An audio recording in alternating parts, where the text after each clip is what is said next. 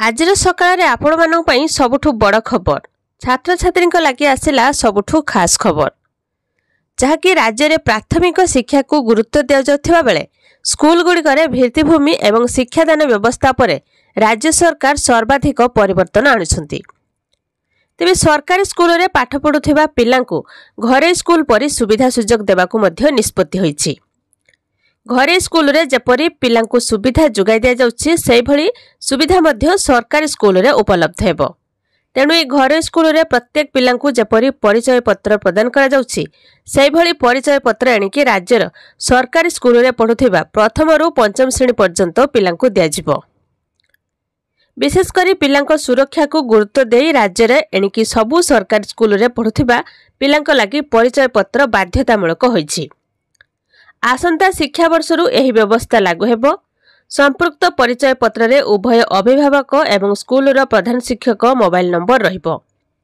राज्य छात्र छात्री सुरक्षा दृष्टि स्कूल और गणशिक्षा विभाग पक्षरु एपरि पदक्षेप ग्रहण करा जायछि।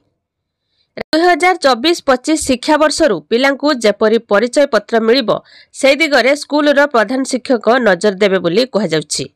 प्रति कार्ड पिछा सर्वाधिक 10 टंका खर्च करा जिवो। एने जिलावारी केउ स्कूल रे केते छात्र छात्री पढुछंती तार रिपोर्ट प्रधान शिक्षक देबाको निर्देश दिया जायछि। सरकारी स्कूल गुड़िकरे गत 5 वर्ष हेबो नवम एवं दशम छात्र छात्री को परिचय प्रदान करा जायछि। मात्र प्रथम रु अष्टम श्रेणी पिलांक लागि कोनोसी परिचय पत्र व्यवस्था होई नथिला।